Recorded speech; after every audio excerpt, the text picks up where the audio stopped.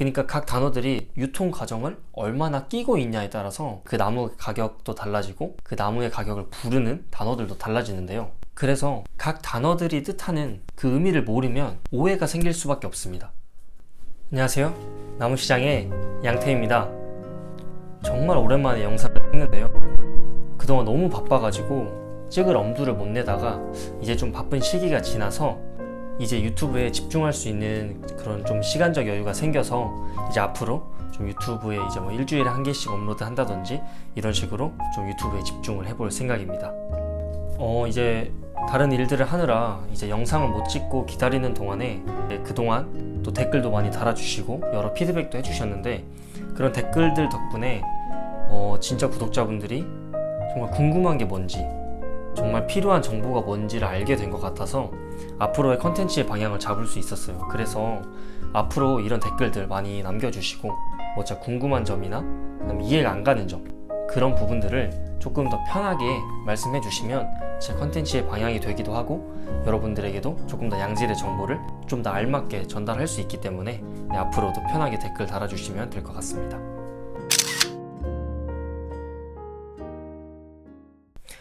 네, 그럼 본격적으로 나무 거래 시에 사용되는 여러 가지 단어들에 대해서 한번 이야기해 볼 건데요. 좀 짧게 이제 본격적인 설명에 앞서서 얘기를 하면 나무 가격은 그 마트에 진열된 상품들의 가격처럼 그 나무면 얼마 이런 게 정해져 있는 게 아니에요. 그걸 목대가라고 하는데 이것 말고 여러 가지 다른 종류의 단어들이 있습니다. 그러니까 각 단어들이 유통 과정을 얼마나 끼고 있냐에 따라서 이제 그 나무 가격도 달라지고 그 나무의 가격을 부르는 단어들도 달라지는데요. 그래서 각 단어들이 뜻하는 그 의미를 모르면 오해가 생길 수밖에 없습니다.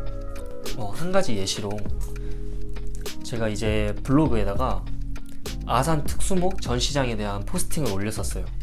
그래서 저는 이제 거기에다가 각 나무별로 이제 가격표를 달아놨는데 그 가격표를 보시고 이제 이 나무 사고 싶은데 혹시 이 나무 가격이 집 앞까지 심어주는 가격이냐라고 여쭤보시더라고요. 그러니까 저희는 그 나무 가격을 목대가, 그러니까 그 나무 자체의 가격으로 적어 놓은 건데 그분은 집 앞까지 심어주는 가격이면 이 정도면 싸구나 해서 입지를 하신 거예요. 근데 사실 나무 자체를 뜻하는 목대가와 그 나무를 작업해서 차에 실어서 옮겨서 심어주는 데까지 또 여러 가지 작업, 장비비, 인력비가 들어가잖아요. 그러니까 완전 큰 차이가 날 수밖에 없죠. 목대가와 시공가, 나무 가격을 칭하는 이 두 가지가 가격차가 크기 때문에 이런 식으로 이 나무의 가격, 이 이름을 정확하게 뜻을 모르시면 서로 구매자, 판매자 간에 그런 거래 간에서 어떤 오해가 생길 수밖에 없습니다. 그래서 이런 단어들을 정확하게 알아야 이제 나무 쇼핑을 하실 때도 나무 주인에게 정확히 이 가격 목대가 얼마예요? 작상가 얼마예요? 도차가 얼마예요? 시공가 얼마예요? 정확하게 이 가격을 제하고 나서 이제 또 내가 유통 과정에서 지불해야 되는 그런 가격들을 정확하게 파악할 수 있겠죠. 그래야 오해가 안 생기고 어떠한 예산을 가지고 이제 나무 조경수를 둘러보는 거기 때문에 그 예산에 맞춰서 나무를 살 수 있는 겁니다. 자, 그럼 이제 본격적으로 나무 가격을 칭하는 이름의 종류와 그 의미를 한번 알아보도록 하겠습니다. 네, 그럼 본격적으로 목대가, 작상가, 도차가, 시공가 이렇게 나무의 가격을 말하는 어떠한 이 단어들에 대해서 설명을 해보도록 하겠습니다. 먼저 나무 거래를 하다 보면 좌측의 단어들을 한 번씩은 무조건 듣게 돼요.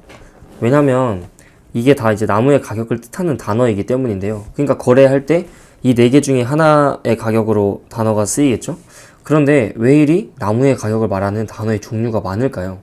그 이유는 바로 나무 가격에 각 들어가는 이 유통 과정의 유통비가 다르게 들어가기 때문입니다. 그러니까 제가 이전 영상에서 설명했던 것처럼 나무의 가격을 결정하는 그 유통 구조가 있는데 그 유통 구조가 몇 개가 들어가냐에 따라서 단어가 달라지는 거예요. 그래서 이에 대해서 설명을 해보도록 하겠습니다. 네, 이제 앞선 단어들을 이해하기 위해서는 먼저 나무 유통의 순서를 알아야 하는데 나무 유통의 순서를 조금 커다란 틀로 분류를 해보면 굴치, 상차, 운반, 식재, 그리고 하자보수로 나뉩니다. 근데 이제 하자보수는 선택적이기 때문에 그 작업을 해주는 사람 입장에서 그래서 이제 조금 괄호를 쳐서 빼놨고, 자, 그럼 먼저 이 전체적인 유통의 순서를 사진을 통해서 간략하게 알아보면, 굴치는 그 옮기고자 하는 그 나무를 이제 옮겨야 되기 때문에 캐내는 작업을 말해요. 장비로 흙을 파고 사람이 이제 분을 싸는 이 과정을 굴치라고 하고, 상차는 차에다가 올린다는 뜻인데 나무를 옮기려면 결국에는 차에다 실어야겠죠. 근데 이제 이런 화물차에다가 나무를 실는 건데, 그래서 이런 화물차에 분 작업된 나무를 실는 걸 상차라고 합니다. 그리고 이제 운반, 결국에는 나무를 옮기기 위해서 상차를 하는 거기 때문에 원하는 목적지까지 화물차로 이동을 하는 거를 운반이라고 하고, 그 다음에 운반된 나무를 이제 결국에는 원래 심고자 하는 그곳에 심어야 되잖아요. 그래서 이런 심는 작업들을 이제 식재라고 합니다.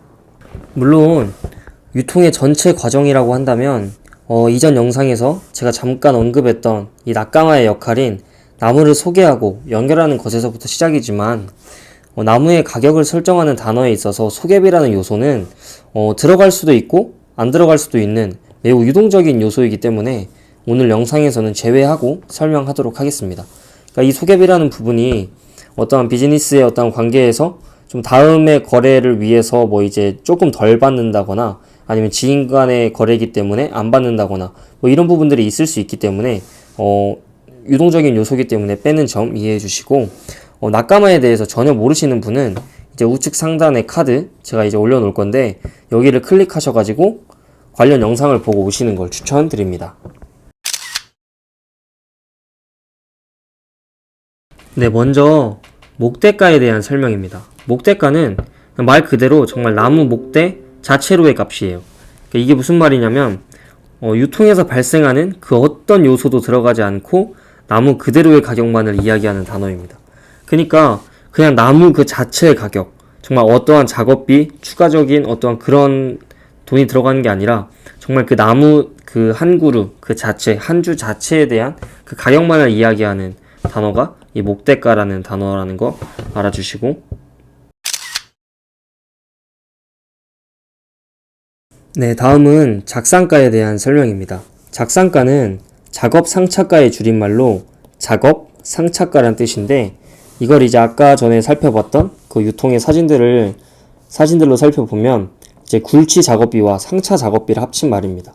그러니까 굴치 작업비와 상차의 작업비, 그래서 이 작자와 상자를 합친 게 작상가라는 건데, 이걸 조금 더 디테일하게 설명하면 앞서 말씀드렸던 목대값, 그 목대 자체, 나무 자체의 값과 이제 재료비와 인건비, 상차 장비비가 들어간, 그러니까 결국엔 굴치 작업과 상차의 작업을 할 때 필요한 장비와 인력, 그리고 거기에 들어가는 어떠한 부가적인 재료들이 들어간 가격을 말하는 건데, 앞에서 설명했던 목대가에 네, 이제 그러니까 재료비와 인건비, 상차 장비가 모두 포함된 가격을 작상가라고 합니다.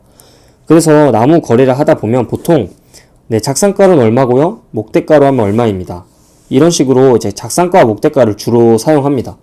이제 저희도 농원을 이제 여러 개 굴리고 있고 하기 때문에 저희한테 조경회사나 이런 쪽에서 그쪽 나무 얼마예요 하면은 저희가 당연히 목대가로 하면 얼마고 작상가로 하면 얼마입니다. 이런 식으로 이제 가격을 다르게 불러요. 왜냐면은 이 목대가에 여러 가지 이게 세 개가 재료비, 인건비, 상차 장비가 포함된 거기 때문에 당연히 상이하고 가격차도 꽤 납니다. 그래서 이런 단어들의 뜻을 모르면 거래가 진행이 되질 않겠죠. 결국엔 기본적으로 어느 정도 이런 단어들을 숙지하고 가셔야 나무를 거래할 때 충분히 오해가 생기지 않고 원활하게 하실 수 있다는 점.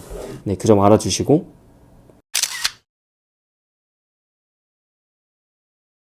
네, 다음은 도착가입니다.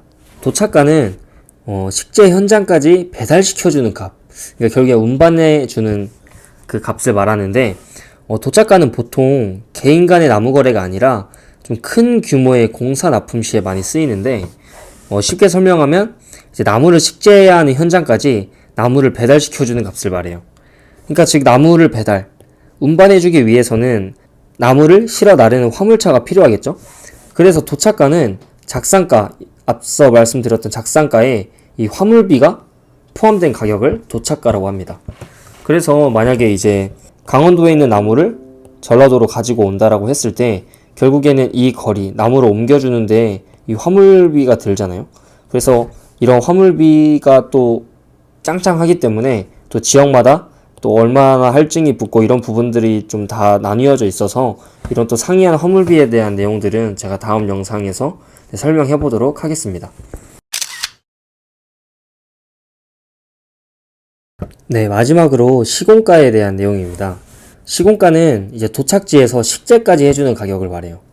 그러니까 이것도 도식으로 나타내면 앞서 말씀드렸던 도착가에다가 이제 다시 그곳에 심어주는 식재비까지 포함된 가격을 말하는데, 여기서 식재비는 굴치 작업과 마찬가지로 재료비와 인건비, 작업 장비비 등이 들어갑니다.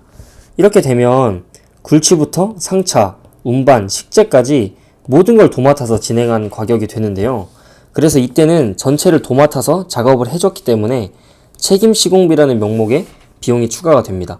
그러니까 결국에는 시공가로 만약에 이제 작업을 해준다라고 하면은 그 나무를 작업을 해서 캐가지고 차에 실은 다음에 이거를 운반을 우죽을 다 잡아서 운반을 해서 다시 그 식재지에다가 꽂아주는 작업까지 하는 거, 거의 공사의 모든 걸 하자보수 빼고 다 해주는 거기 때문에 이런 책임 시공비라는 명목의 비용이 추가가 되는 건데, 네, 그래서 책임 시공비에 대해서 조금 간략하게 알아보면, 한 팀에서 굴치, 상차, 운반, 식재까지의 과정을 맡으면 그만큼 수고스럽지만 수고스러운 만큼 일이 매끄럽고 그 진행 과정의 효율이 높기 때문에 책임 시공비라는 비용까지 주는 겁니다.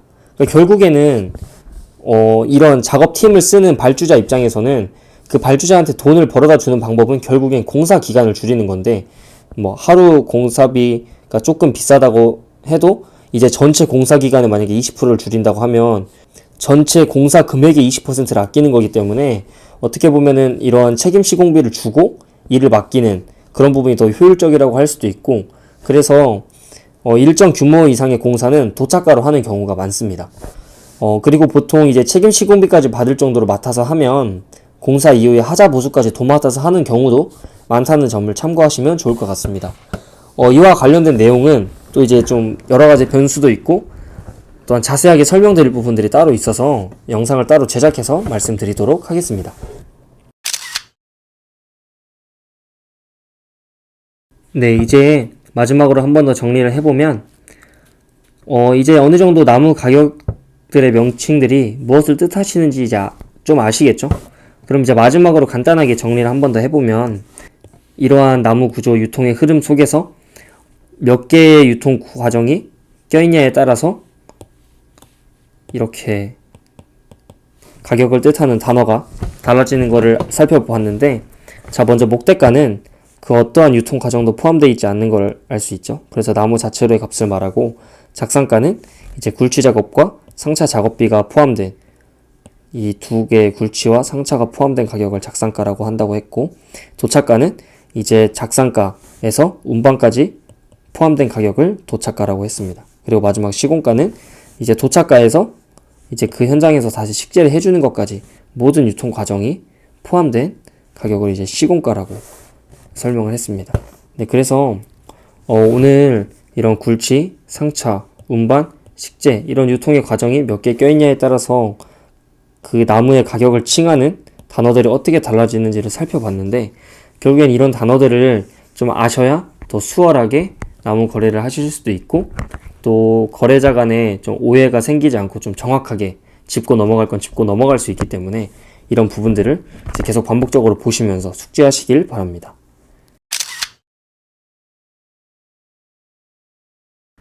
네, 이제 영상을 마치기 전에 제가 한 가지 이제 제 좀 미스, 좀 더 친절하게 안내를 해드렸어야 되는데 해드리지 못했던 부분을 발견을 해서 그 부분을 좀 안내를 해드리려고 하는데, 제가 이제 너무 바빠서 영상을 못 올리는 그 기간 동안 그래도 댓글과 여러 가지 이제 피드백들이 왔었는데, 제 채널의 주요 구독층이 이제 50대, 60대 이제 성인 남성분들이 많으세요.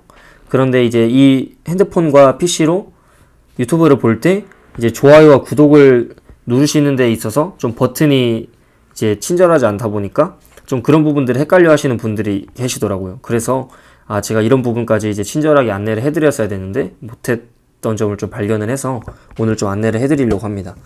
네, 그래서 핸드폰 환경에서 보시면 이제 영상 밑에 제목이 나와 있고 바로 밑에 이제 엄지 모양 있죠? 최고.